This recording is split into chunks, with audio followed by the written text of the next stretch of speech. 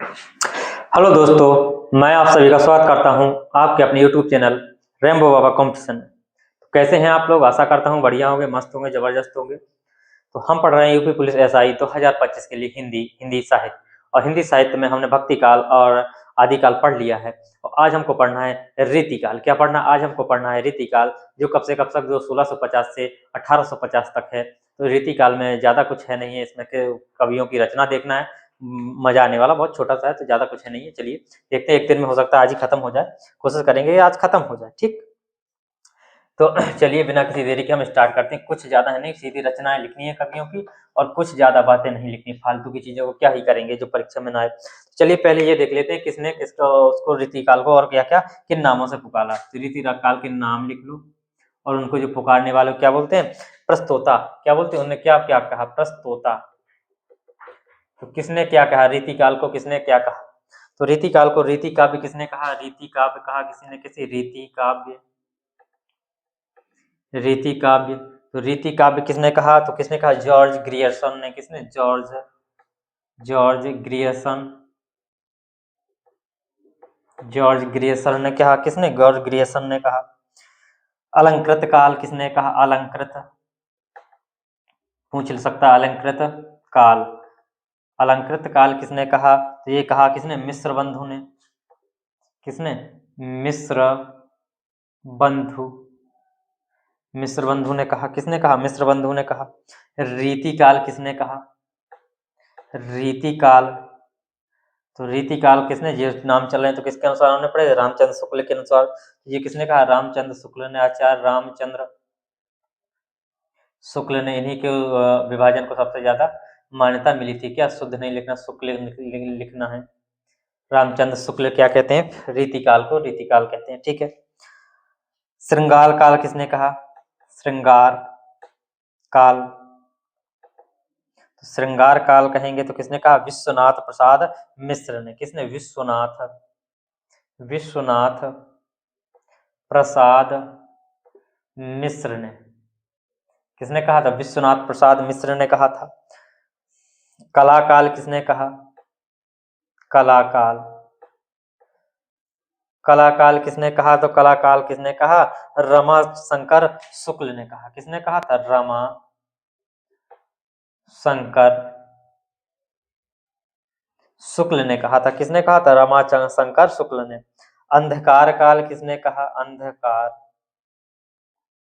अंधकार काल। तो अंधकार काल किसने कहा? तो किसने कहा? त्रिलोचन ने। तो ये क्या इंपॉर्टेंट है, परीक्षा में पूछे जा सकते, किसने क्या कहा? रीतिकाल को किसने कहा? रीतिकाल को, रीति काल को किस नाम से पुकारा गया? किस नाम से पुकारा? रीतिकाल को किस नाम से पुकारा? तो इतनी चीज नोट करो, फिर हम आगे चलते हैं। आज इसको क्या करेंगे? समाप्त कर रहे होंगे।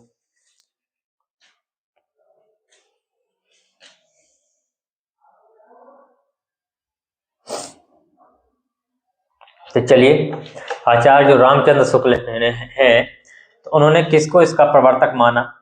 रीतिकाल को किसको, रीतिकाल का प्रवर्तक किसको माना? तो कहेंगे आचार्य रामचंद्र शुक्ल ने रीतिकाल का जो प्रवर्तक है वो किसको? त्रिलोचन त्रिपाठी को माना है। किसको? सॉरी, चिंतामणि त्रिपाठी को। किसको? चिंतामणि त्रिपाठी को माना है। किसको माना है? चलिए इसमें लिखते हैं हम, आगे आगे पॉइंट बनाकर लिखते चलते हैं जो इंपॉर्टेंट बातें होंगी। तो आचार्य रामचंद्र शुक्ल ने। किसने? आचार्य रामचंद्र शुक्ल ने। रामचंद्र शुक्ल ने, आचार्य रामचंद्र शुक्ल ने चिंतामणि त्रिपाठी को क्या मांगा? चिंतामणि त्रिपाठी को क्या माना है? चिंतामणि त्रिपाठी को रीति काव्य या रीति काव्य का क्या माना है? प्रवर्तक माना है। क्या? प्रवर्तक माना है। इसके प्रमुख कवि कौन थे? प्रवर्तक माना है। इससे पहले तो विश्वनाथ प्रसाद मिश्र ने इसको रीतिकाल को कितने 3 भागों में बांटा। लिखो, विश्वनाथ प्रसाद मिश्र ने श्रृंगार काल को या रीतिकाल को विश्वनाथ प्रसाद मिश्र ने विश्वनाथ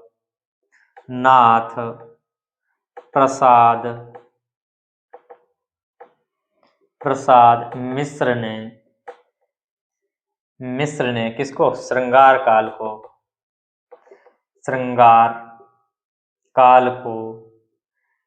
काल को कितने 3 भागों में बांटा गया। काल को कितने 3 भागों में बांटा गया है। कौन कौन बांटा? रीतिबद्ध, रीति सिद्ध और रीति मुक्त बांटा गया। 3 काल में बांटा गया। तीनों के नाम लिखेंगे, रीतिबद्ध, रीति सिद्ध, रीति मुक्त। रीतिबद्ध, रीति सिद्ध और रीति मुक्त, ये 3 नामों से बांटा गया है। 2 3 नामों से किसको? रीतिकाल को बांटा गया है। किन नामों से? रीतिकाल को 3 नामों से बांटा गया है, रीतिबद्ध, रीति सिद्ध, रीति मुक्त।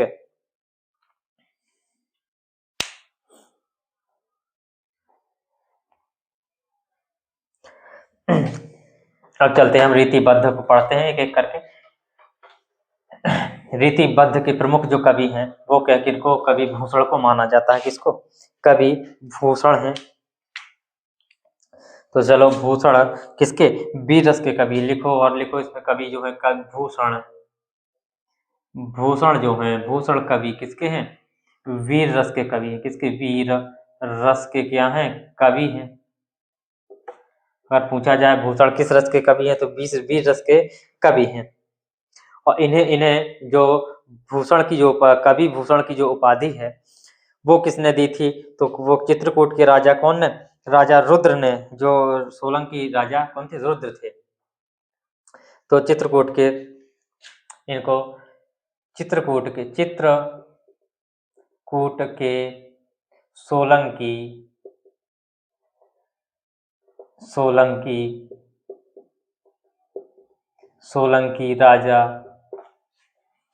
सोलंकी राजा रुद्र ने क्या दी थी? कवि भूषण की उपाधि दी थी। किसकी? कवि भूषण की क्या दी थी? उपाधि दी थी। उपाधि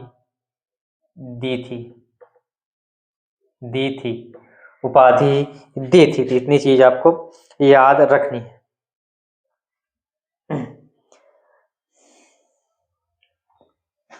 अब इसमें कुछ नहीं, अब आपका रचना लिखना शुरू करते हैं। तो सीधी रचना लिखते हुए चलेंगे। तो लिखिए, कुलपति विजय की रचना लिखिए।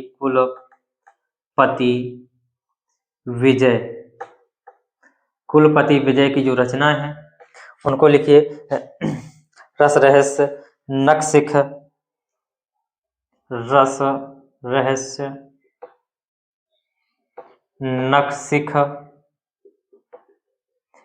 रहस्य हो गया, नखशिख हो गया, संग्राम सार हो गया। क्या हो गया? संग्राम सार। ये इनकी क्या है? रचना है। किसकी? कुलपति विजय की रचना है।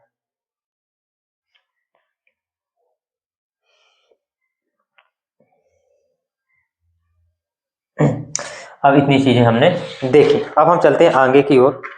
और आगे हम क्या देखते हैं? अब हम देखते हैं भिखारी दास की रचनाओं को। किसकी?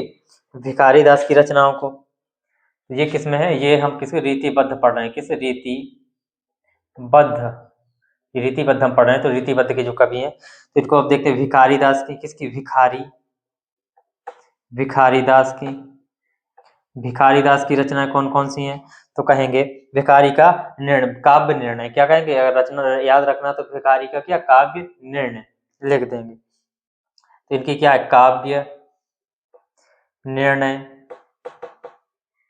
काव्य निर्णय हो गया, श्रृंगार निर्णय हो गया,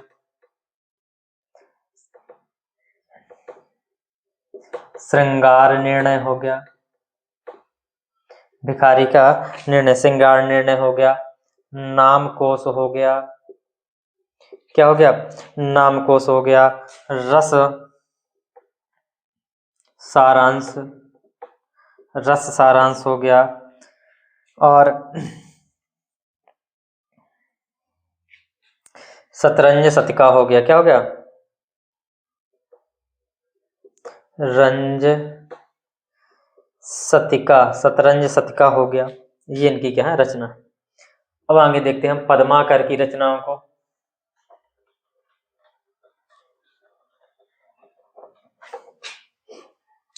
पद्माकर,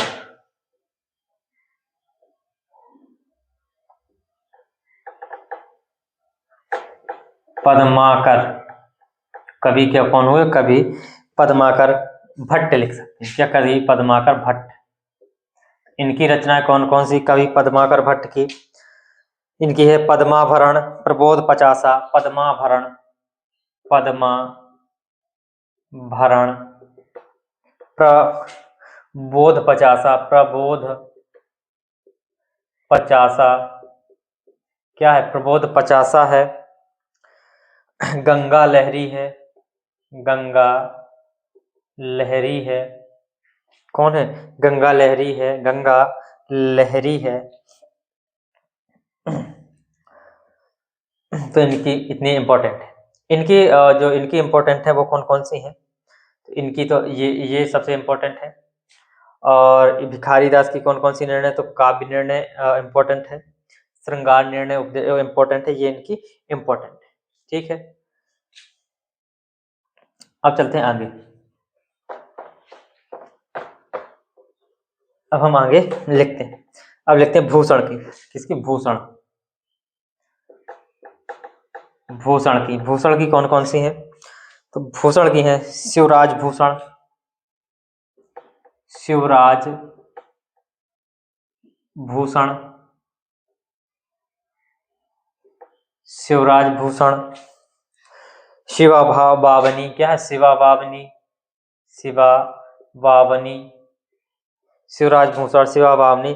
छत्रसाल दशक, कौन सी? छत्रसाल दशक। ये इनकी क्या है? भूषण की प्रमुख रचना, प्रमुख रचना है। इतनी चीजें नोट करो, फिर हम आगे चलते हैं। अब हम चलते हैं रीति बद्ध के बाद रीति सिद्ध की ओर। किसके ओर? रीति सिद्ध की ओर। रीति सिद्ध के जो प्रमुख कवि हैं वो किनको माना गया है? तो रीति सिद्ध के प्रमुख कवि माना गया है किसको? बिहारी को। तो बिहारी की सबसे ये कहत नहत नीट रिजत की जत मिलत खिलत लजियात, भरे भवन में करत है नैनन ही से बात। ये आगे बिहारी जी तो लिखेंगे रीति सिद्ध। रीति सिद्ध, रीति सिद्ध की प्रमुख रचना, प्रमुख कवि कौन? बिहारी, बिहारी जी ही। कौन? बिहारी। तो इसमें लिखते हैं तो बिहारी का क्या कहते हैं? बिहारी का जो बिहारी क्या है? जो एकमात्र रचना है वो क्या है? बिहारी सप्तशती। किसकी? बिहारी की लिख सकते हैं। बिहारी की एकमात्र रचना कौन सी है? बिहारी सतसई। कौन सी? बिहारी सतसई, सतसई। कौन है? बिहारी सतसई है। जो किसमें है? जो किसमें? जो दोहा छंद में है। किसमें? दोहा छंद में है, छंद में है। किसमें? जो दोहा छंद में लिखी गई है। अब आगे लिखते हैं, आगे कवियों को लिखते हैं। तो लिखते हैं कवि वृंद, वृंद की रचनाओं को लिखते हैं, कवि वृंद की रचनाओं को। तो इनकी क्या? 12 मासा। क्या है? 12 मासा, 12 मासा इनकी एक रचना है। क्या है? 12 मासा है इनकी रचना। नयन पचीसी है, नयन पचीसी, नयन पचीसी है। पवन पचीसी है। क्या? पवन पचीसी, पवन पचीसी है। नयन पचीसी है, पवन पचीसी है। और श्रृंगार शिक्षा है। क्या? श्रृंगार, श्रृंगार शिक्षा, श्रृंगार शिक्षा। ये किसकी है? इनकी। अब चलते हैं देव की। कवि देव, देव की प्रमुख रचनाएं कौन कौन सी हैं? देव की प्रमुख रचना है क्या? भाव विलास, भाविनी विलास, रस विलास, भाव विलास, भाव विलास, भावनी विलास, भाव विलास, भावनी विलास, रस विलास, रस विलास, सुख तरंग, या सुख सागर तरंग, सुख सागर तरंग, क्या सुख सागर तरंग। अष्टयाम, अष्टयाम प्रेम चंद्रिका, प्रेम चंद्रिका। ये क्या है, इनकी इंपॉर्टेंट रचना है। ये क्या है, इनकी इंपॉर्टेंट रचना है, जिसमें एक ये हो गई भाव विलास, भावनी विलास, और ये क्या रस विलास। ये क्या है, इनकी इंपॉर्टेंट रचना है। क्या है, इनकी इंपॉर्टेंट रचना है। अब और देखते हैं मतीराम, इसके तो इसके रीतिवाद के कवि खत्म। मतीराम, मतीराम, मतीराम की और देख लेते हैं। तो ये क्या हो जाएगा, रीति सिद्ध खत्म हो जाएगा, बचा रीति मुक्त। तो उसको भी देख लेते हैं उसके कवि। इसकी इनकी क्या छंदसार है, इसकी कौन सी छंदसार, रसराज, दोनों इंपॉर्टेंट, छंदसार और रसराज दोनों इंपॉर्टेंट है। साहित्यसार, साहित्य सार, लक्ष्मण श्रृंगार, लक्ष्मण श्रृंगार, और ललित लालिमा की इंपॉर्टेंट और है। ललित, ललित लालिमा, ये क्या है, इसकी इंपॉर्टेंट। इतनी ये हो गई हमारी क्या, रीति सिद्ध हो गए। अब हमारा बचा क्या, रीति मुक्त बचा। तो क्या बचा, रीति मुक्त बचा। तो रीति मुक्त को और क्या करते हैं, हम निपटा देते हैं। उसके और 4-5-6 कवि हैं, 4-5-6 कवि को उसको और लिख लेते हैं। चलिए इसके स्क्रीनशॉट ले सकते हैं, फिर हम आगे चलते हैं। अब मैं एक क्लास अलग से बनाऊंगा, जिसमें क्या होगा, सबकी ट्रिक होगी। क्या होगी, सबकी ट्रिक सहित इनकी जो इंपॉर्टेंट टोटली इंपॉर्टेंट पढ़ाऊंगा, उसमें क्या होगा, पूरा एक ही क्लास में क्या कर दूंगा, या 2 क्लास में पूरी कवर कर दूंगा। 2 क्लास में पूरा हिंदी साहित्य क्या करूंगा, 2 घंटे में 2 क्लास में पूरा कवर कर दूंगा। 1.5 से 2 घंटे में पूरा कवर हो जाएगा। अब देखते हैं रीति मुक्त, रीति मुक्त, रीति मुक्त कवि। तो रीति मुक्त में पहले कवि कौन से आते हैं, पहले आते हैं आलम कवि। आलम, कौन से कवि आते हैं, आलम कवि आते हैं। तो इसकी क्या पहली क्या है, आलम केली, इनकी रचना क्या, आलम केली, आलम केली, आलम केली इनकी रचना है। सुदामा चरित इनकी रचना है। क्या, सुदामा चरित, सुदामा चरित इनकी रचना है। और कौन सी है, श्याम स्नेही, श्याम से नहीं, क्या श्याम से नहीं इनकी रचना। अब घनानंद तो एकदम प्रेम के वो है, कौन है, घनानंद। घनानंद जब देखो रोते ही रहते हैं, क्या होते, घनानंद। तो घनानंद की क्या है, लिखते हैं इसकी सुजान। इसमें क्या सुजान है, सुजान सागर बहुत इंपॉर्टेंट है इनकी, सुजान सागर, सुजान सागर, सुजान सागर, घनानंद की कौन, सुजान सागर। सुजान संबोधन, सुजान संबोधन, क्या होगी, सुजान सागर, सुजान संबोधन। विरह लीला, क्या है, विरह, रोने वाले बताए, विरह लीला, ये हमेशा रोते रहते हैं, विरह लीला, सब रोने रोने लिखे। विरह लीला इनकी सबसे ये इंपॉर्टेंट, ये सुजान सागर। एक और है रसकेली बिल्ली, ये भी इनकी बहुत इंपॉर्टेंट है। रसकेली बिल्ली पूछा जाता है, रस केली बिल्ली, रसकेली बिल्ली भी इनकी क्या है, इंपॉर्टेंट रचना है। क्या इंपॉर्टेंट रचना है। तो इनकी ये किनकी हो गई, घनानंद की इंपॉर्टेंट रचना हो गई। किसकी होगी, घनानंद की। अब देखते हैं ठाकुरदास की, किसकी, ठाकुरदास की प्रमुख रचनाएं। ठाकुरदास की प्रमुख रचनाएं कौन कौन सी हैं, देखते हैं। तो ठाकुर ठसक और ठाकुर शतक दोनों इंपॉर्टेंट है। कैसी, ठाकुर शतक, ठाकुर दशक और शतक एक लगाना, ठाकुर ठसक, और कौन सी है, ठाकुर शतक, ठाकुर शतक, ठाकुर शतक। इतनी आप नोट करो, फिर हम आगे कि जो बचे हैं उनको लिख लेते हैं।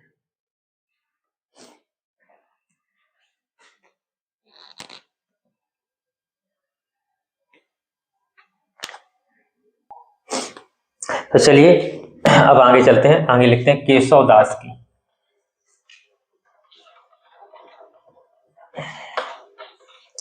केशव दास की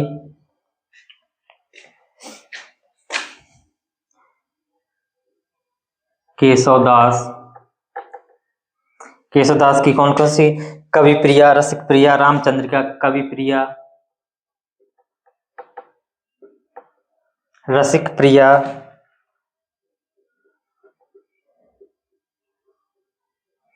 कवि प्रिया हो गया, रसिक प्रिया हो गया, रामचंद्रिका हो गया, रामचंद्रिका हो गया, और जहांगीर जस चंद्रिका हो गया। क्या? जहांगीर जस चंद्रिका, ये पूछा जाता है, इंपॉर्टेंट है। जहांगीर जस चंद्रिका, ये रामचंद्रिका, और ये कवि प्रिया, रस प्रिया और रामचंद्रिका, चारों की चारों क्या है इनकी इंपॉर्टेंट है। और एक और इंपॉर्टेंट है, कौन है? एक है इनकी क्या? विज्ञान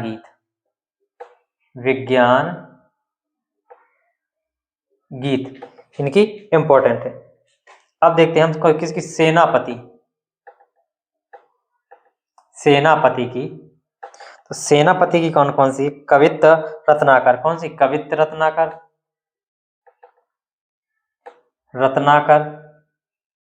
और कौन सी है? काव्य कल्पद्रुम,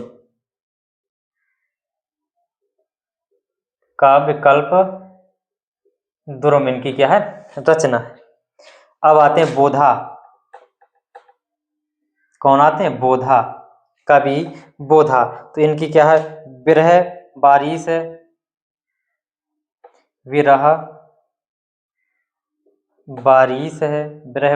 है, और क्या? इश्क नामा है। क्या? इश्क, सब प्रेम मोहब्बत की दीवानी थी, सब इश्क नामा है। अब देखते हैं अंतिम बचे गुरु गोविंद सिंह। कौन? गुरु गोविंद सिंह। कौन बचे? गुरु गोविंद सिंह बचे। तो इनकी क्या है? दसम ग्रंथ चंडी चरित्र, इनका कौन सा? दसम ग्रंथ चंडी चरित्र, दसम ग्रंथ हो गया, चंडी चरित्र हो गया। 24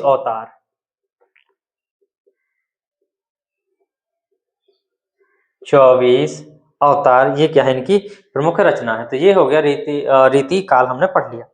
अब हम कल से हमको पढ़ना है आधुनिक काल। आधुनिक काल बहुत बड़ा है, तो आधुनिक काल अभी तक पढ़ना है। तो आधुनिक काल में बहुत सारे हो गए हैं, बहुत से लोग लिखने वाले हो गए, पहले कम थे। तो थैंक यू दोस्तों, क्लास अच्छी लगे तो प्लीज लाइक शेयर सब्सक्राइब जरूर करिएगा। मिलते हैं नेक्स्ट क्लास में। यदि पूछा जाएगा रीति काल से तो यहीं से प्रश्न उठेगा, इससे बाहर नहीं जाएगा। थैंक यू दोस्तों।